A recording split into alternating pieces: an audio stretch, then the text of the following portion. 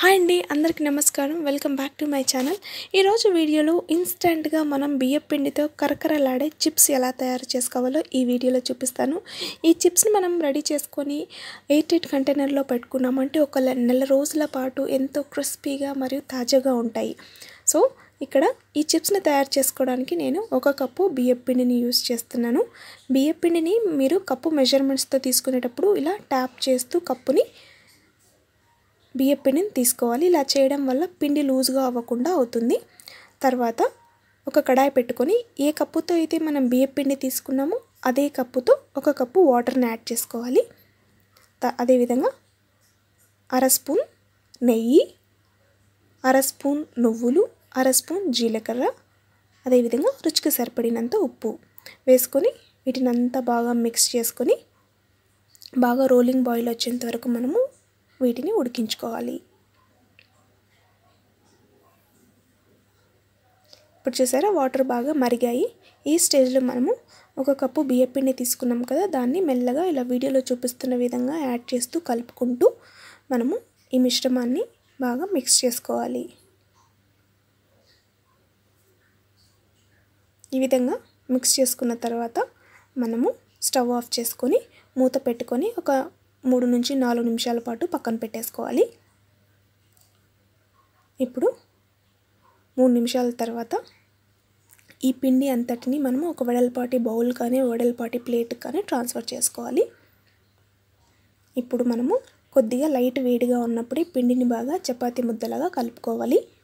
ఈ స్టేజ్లో మీకు పిండి బాగా గట్టిగా అనిపిస్తే కొద్దిగా వేడి నీళ్ళని యాడ్ చేసుకుంటూ పిండిని కలుపుకోండి.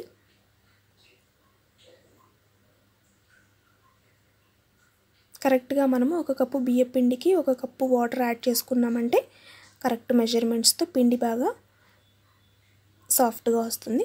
ఇప్పుడు చూసారా కొద్దిగా ఆయిల్ యాడ్ చేసుకొని మనము ఈ పిండి ముద్దని బాగా ఒకసారి మిక్స్ చేసుకోవాలి.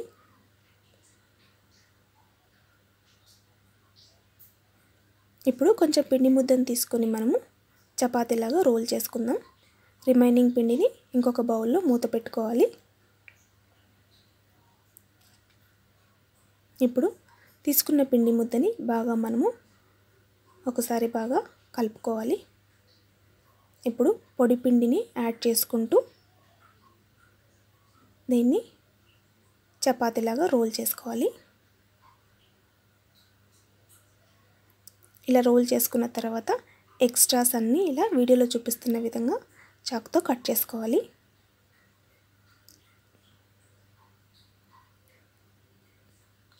తర్వాత ఫోర్క్తో మనం ఇలా ఘాట్లు పెట్టుకోవాలి. ఇప్పుడు మనకు నచ్చిన షేప్లో మనము చిప్స్ లాగా వీటిని కట్ చేసుకోవాలి.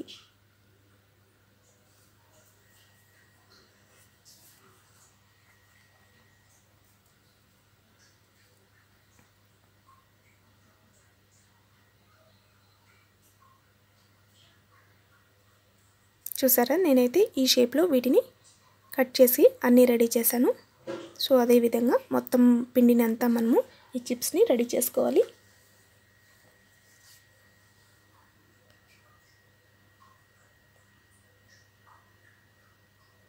వీటిని ఇప్పుడు మనము డీప్ ఫ్రై చేసుకుందాం. డీప్ ఫ్రైకి మనము ఆయిల్ హీట్ చేసుకోవాలి.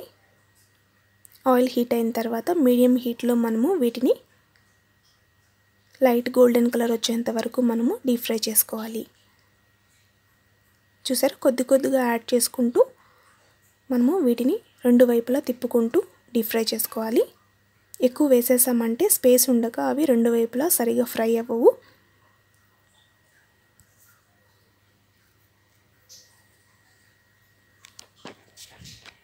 ఈ విధంగా లైట్ గోల్డెన్ కలర్ వచ్చిన తర్వాత వీటిని మనము టిష్యూ పేపర్కి తీసేసుకుందాం. అదేవిధంగా రిమైనింగ్ చిప్స్ను కూడా మనము కొద్ది కొద్దిగా యాడ్ చేసుకుంటూ రెడీ చేసుకోవాలి.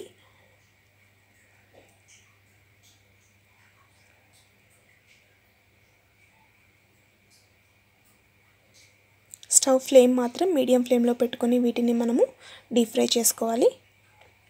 ఇదే విధంగా అన్ని చిప్స్ని రెడీ చేసుకొని చూసారా 1 కప్పు బియ్యం పిండికి ఇన్ని చిప్స్ అయ్యాయి. సో దీన్ని బట్టి మీరు 1 కప్ప 2 కప్పుల అనేది యాడ్ చేసుకొని మీరు వీటిని రెడీ చేసుకోవాలి. చూసారా, నేను మీ గురించి ఒకటి తుంచి చూపిస్తున్నాను ఎంత క్రిస్పీగా ఉన్నాయో. సో ఇప్పుడు మీరు ఇలాగే అయినా వీటిని తినొచ్చు, లేదంటే కొద్దిగా స్పైసెస్ యాడ్ చేసుకొనైనా తినొచ్చు. నేను ఇక్కడ సగం చిప్స్కి స్పైసెస్ యాడ్ చేస్తున్నాను. స్పైసెస్ అంటే ఫస్ట్ కారం పొడి యాడ్ చేస్తాను, రెడ్ చిల్లీ పౌడర్, అదేవిధంగా చిటికెడు చాట్ మసాలా కూడా యాడ్ చేశాను. మీ దగ్గర చాట్ మసాలా లేకపోతే ఒట్టి రెడ్ చిల్లీ పౌడర్ యాడ్ చేసుకున్నా సరిపోతుంది. ఇలా మిక్స్ చేసుకొని మనము, పెద్దవాళ్ళైతే ఇలా కారం చిప్స్, పిల్లలైతే ఇలా కారం లేని చిప్స్తో సర్వ్ చేసుకోవచ్చు. ఫ్రెండ్స్, ఎలా ఉంది వీడియో? మీకు నచ్చిందా? నచ్చినట్టయితే మీరు కూడా ఈ రెసిపీని ట్రై చేసి మీ ఫ్యామిలీ మెంబర్స్తో ఎంజాయ్ చేయండి. Thanks for watching. Bye, take care.